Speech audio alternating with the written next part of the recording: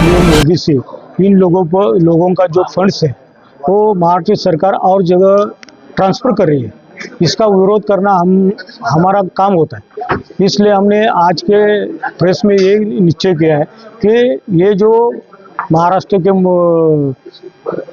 मुख्यमंत्री जी है कि हम उसको रिक्वेस्ट कर रहे हैं कि सर ये हमारा दलितों का ओबीसी लोगों का जो फंड्स है वो ट्रांसफ़र मत कीजिए कि जिस वजह से हमारे को प्रॉब्लम हो जाएगा, हमारी जो उन्नति होने वाली है वो उससे ये हो जाएगी, कम हो जाएगी। इसलिए हमकी रिक्वेस्ट है कि आप ऐसा मत करिए।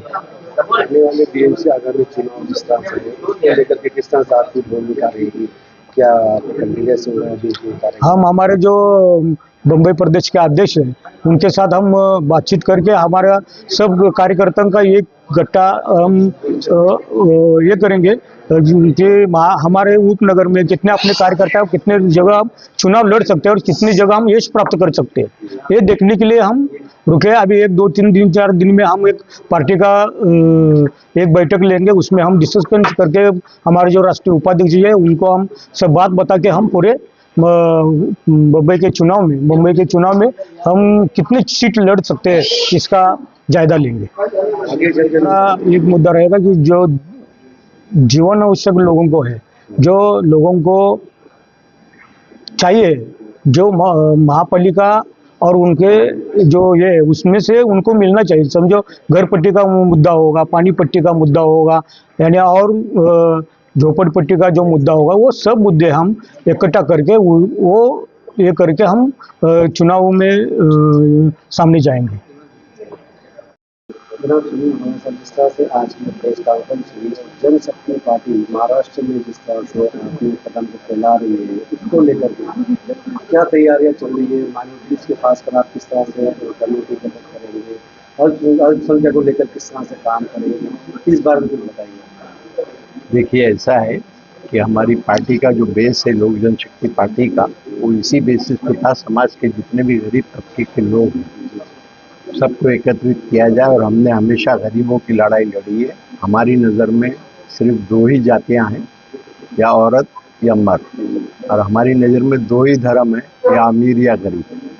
खुशकिस्मती से मैं ठीक ठाक घराने से हूँ, कमा खा के खुश हूँ, लेकिन हमारी आने वाली जो पीढ़ी है उसके भले की सोच को लेकर के हम लोग ये विचार के साथ में आदरणीय पासवान जी के साथ में जुड़े। और पार्टी में ऊंच नीच तो आती रही, हर चीज़ को झेलते हुए जिस तरह से आज के हमारे जो राष्ट्रीय अध्यक्ष हैं चिराग पासवान जी, उन्होंने अपने आप को साबित किया है। उनके हाथों को मजबूत करना, उनके फैलाए हुए जो पासवान जी के विचार है उसको घर घर तक पहुंचाना, इसी को हम लोग एक मिशन लेकर के आगे चले हुए हैं। अब ऐसा है कि उम्र का भी तकाजा है और सेहत का भी थोड़ा सा साथ नहीं दी हमारा, तो ओपन हार्ट सर्जरी भी हुई है, इसलिए 25 साल के बाद में आज ये लोक जनशक्ति पार्टी की बागडोर जो है प्रमोद खतौड़ी जी के हाथ में दी हुई है। और माइनॉरिटी के बारे में हमारा विजन बिल्कुल क्लियर है। आज पार्टी में जो मान सम्मान माइनॉरिटी के लोगों को कहीं नहीं मिलता है वो कम से कम हमारी पार्टी में तो है ही।